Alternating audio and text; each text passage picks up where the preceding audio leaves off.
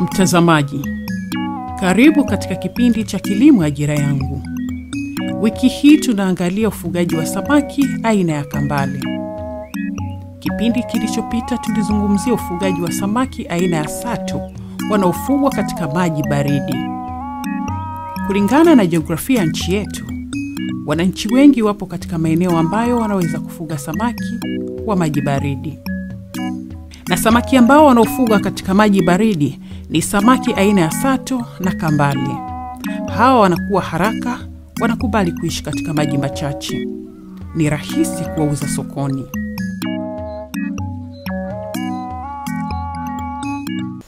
Samaki kambale, kwanza wao kitabia wana tabia ya kukaa kimakundi.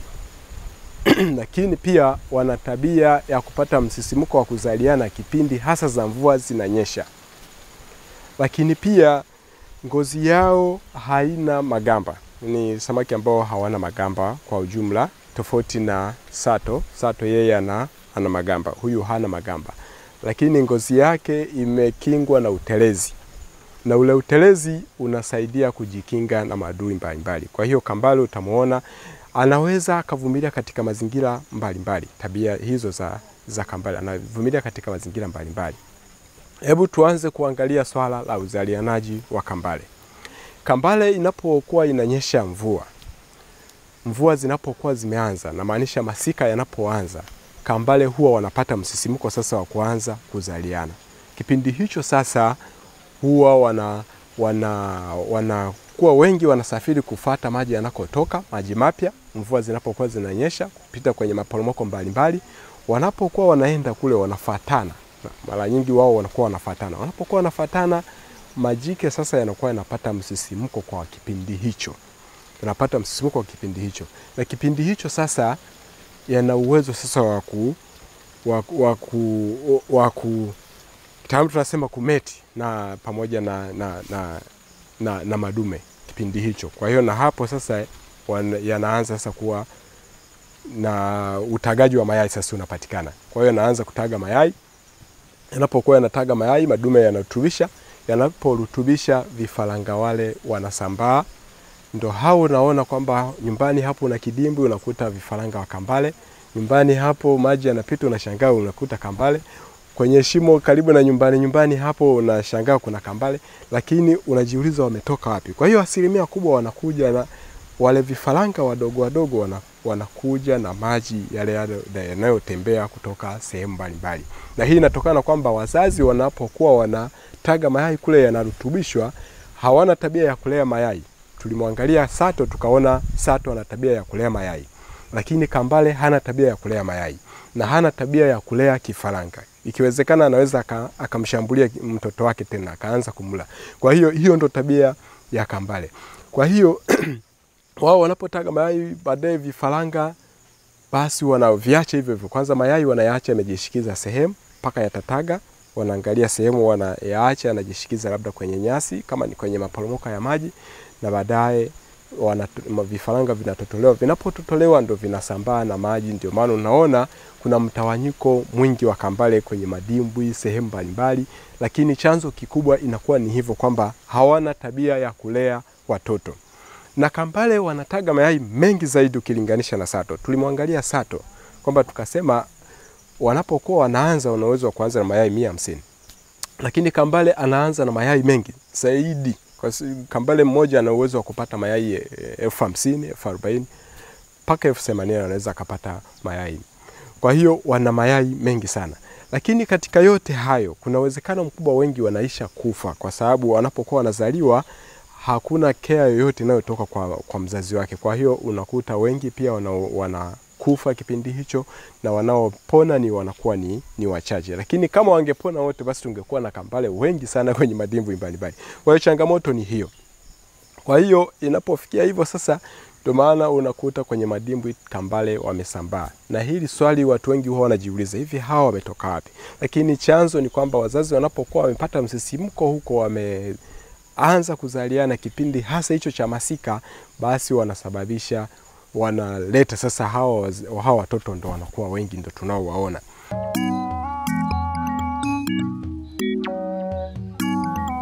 Kambale wanapenda kuzaliana katika maji mengi yanayotembea. Ni vigumu sana kuzaliana katika mabwawa madogo madogo kama hili. Ndio maana tunatumia utaratibu wa kuwazalisha.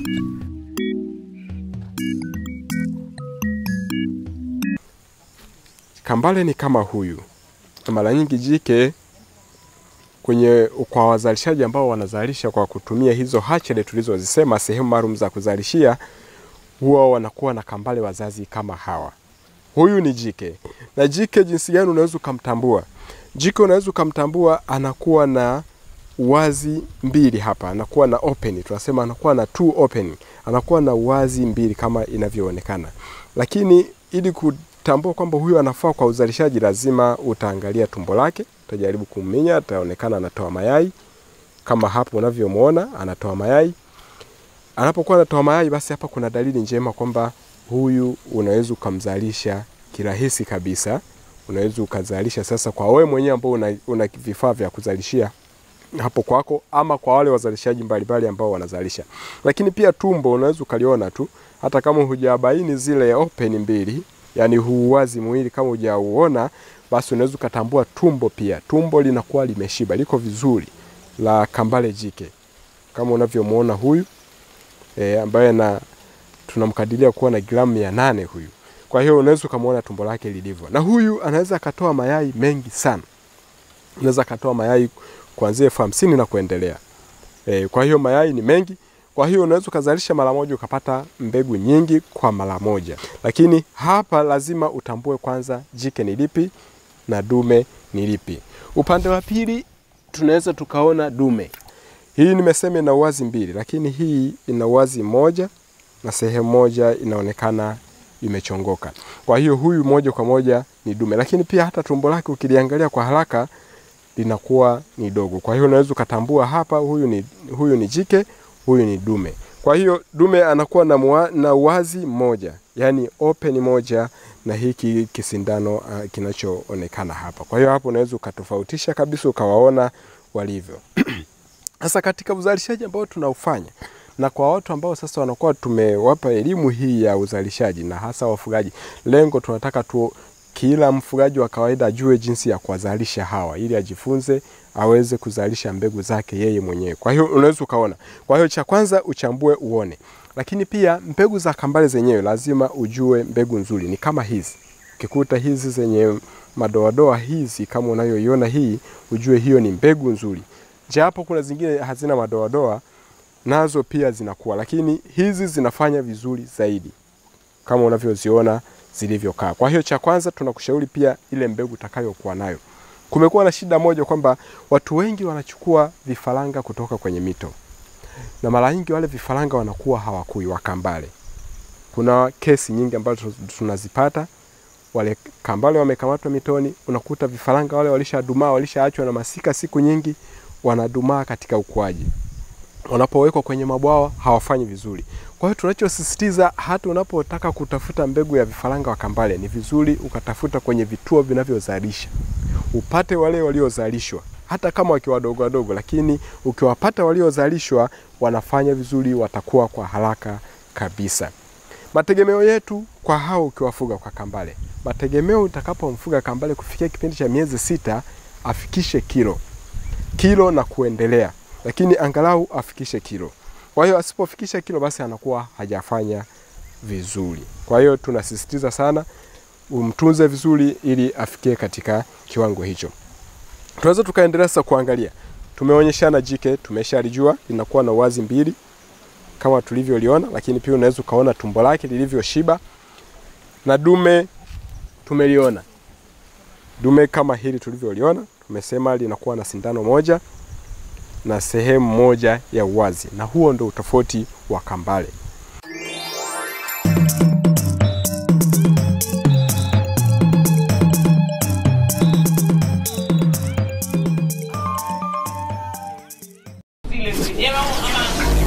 Kwa sababu watu wanaenda kupiga big live, anapiga vyombo kweli na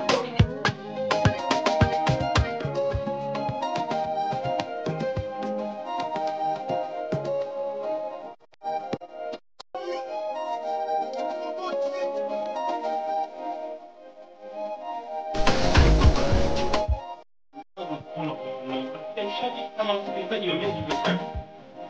Ile ambacho anahitaji kufahamu.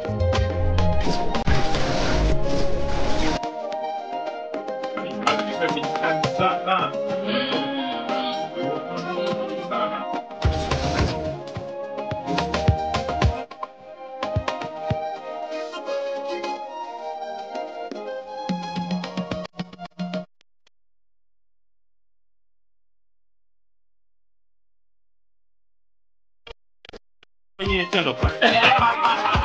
Ndio kiume. Acha tuweke kambi kila Jumatatu hadi Ijumaa saa 4 kamili asubuhi hadi saa 7 kamili mchana, ila Ijumaa tunakuwa live Channel 10, kilicho bora kabisa.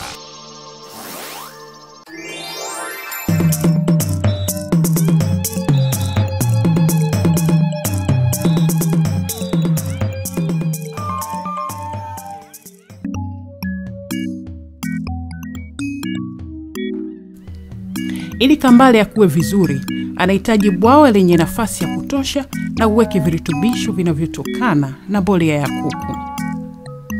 Inatakiwa ulishe chakula kinachompa hamasa. Baadhi ya wafugaji wanalisha pumba peke yake. Ni vizuri zaidi ukichanganya aina nyingine ya chakula.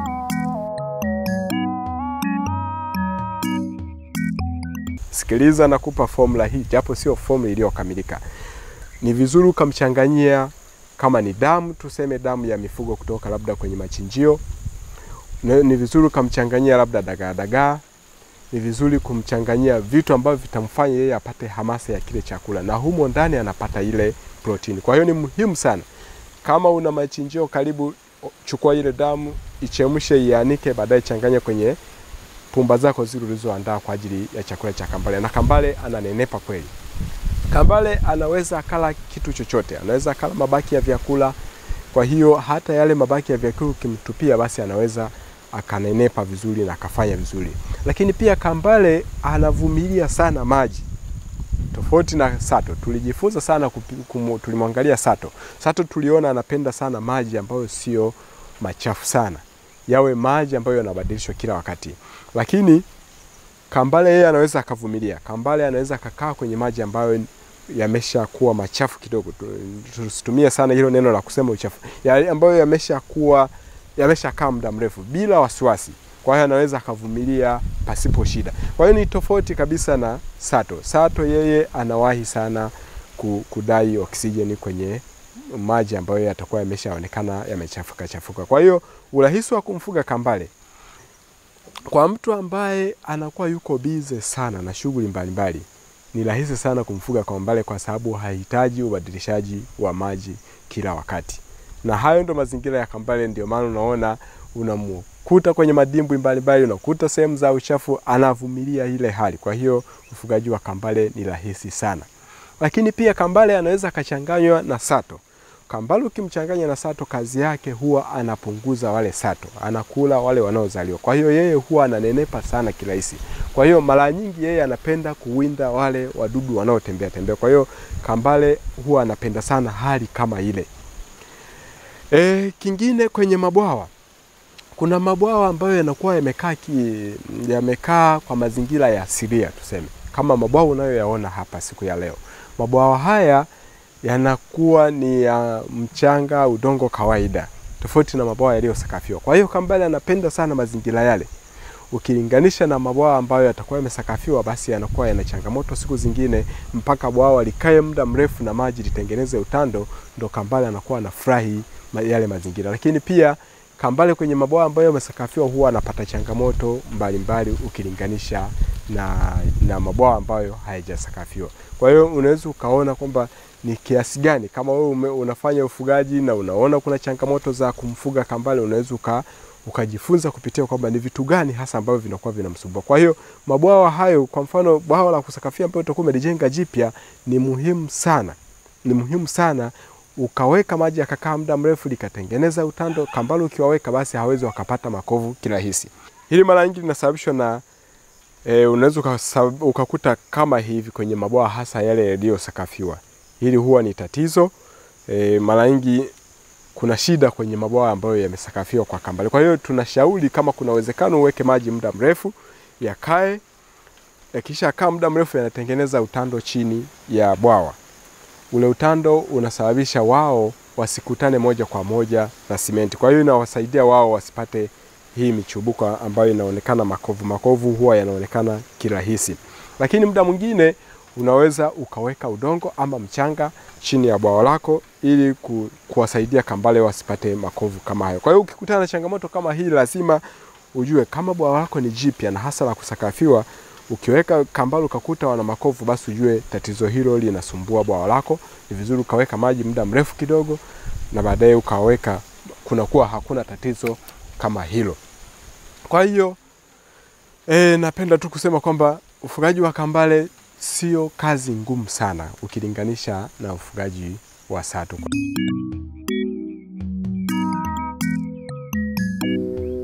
Baada ya kuzungumzia samaki aina ya kambale, sasa tuangalie aina hii ya mabwawa ambayo tunayaona hapa.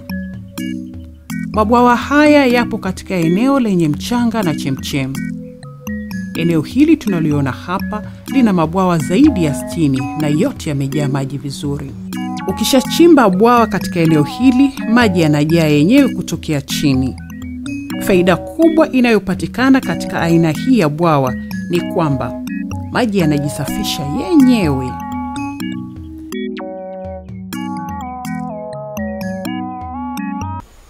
Iwapo mtu yuko kwenye site kama hizi ambayo ina mchanga, kama tulikupa ushauri wa kujenga ama tulikupa ushauri wa kuangalia mpaka uone eneo lenye udongo wa mfinyanzi, basi unaweza ukajifunza kuna kitu hapa kingine, kwamba kumbe unaweza ukachimba kwenye site ukaangalia kama itaweza kutoa maji moja kwa moja na upotevu wa maji ukawa haupo. Kuna uwezekano mkubwa wa kufuga samaki pasipo kutegemea kujengea, pasipo kutegemea kuangalia udongo. Japo kitaalamu sisi tunakushauri utafute eneo lenye udongo wa mfinyanzi ama udongo wote unaoweza ukatunza maji. Lakini tunachokiona kwenye site hii, maji yanatoka chini moja kwa moja na ardhi yote ni ya mchanga, kitu ambacho hakifundishwi sana mara nyingi. Kwa hiyo tunaweza tukajifunza, hata wewe ambaye uko kwenye site ya namna hii unaweza ukatengeneza mabwawa na ukaanza kufuga bila wasiwasi wowote. Kitu kingine ambacho tumekiona kwenye site hii, sisi tunapokuwa tunahimiza kwamba kama mtu yuko kwenye site ambayo ina udongo wa mchanga, lazima ajiandae kujenga. Sasa kwenye site hii kuna mabwawa zaidi ya 65 yenye ukubwa wa 30 kwa 30 mita. Unaongelea mita square 900 kwa bwawa moja. Kwa hiyo ni mabwawa makubwa ambayo yanaweza kufuga samaki wengi kwa wakati mmoja. Kwa maana hiyo mtu huyu hana gharama sana sasa. Hana gharama ya kujenga mabwawa, hana gharama ya kuweka shiti, hana gharama yoyote kubwa. Kwa hiyo amechimba na maji yanapata pale pale. Hana haja ya kuchimba kisima. Kwa hiyo hii ni neema ya ajabu sana. Kwa hiyo ninachotaka kukumbusha, kama uko kwenye site ya namna hii, usiogope kuchimba na ukajaribu kuona kama maji yanaweza katoka na yakadumu pasipo kuisha kwa wakati mmoja. Kwa hiyo kipindi kilichopita tuliangalia sana ubora wa mabwawa. Tuliona kuna kujenga, kuna kuweka karatasi au sheet au pond line na kitaalamu. Yote hayo tuliangalia. Lakini leo nimeongezea kitu kingine ambacho mmekiona hapa, kwamba mabwawa ni ya mchanga. Site yenyewe ina mchanga. Kwa hiyo kuna faida yake nzuri sana. Mpaka hapo tumefikia mwisho wa kipindi hiki. Usikose kuangalia kipindi kingine cha Kilimo Ajira Yangu wiki ijayo, muda na wakati kama huu. Asanteni.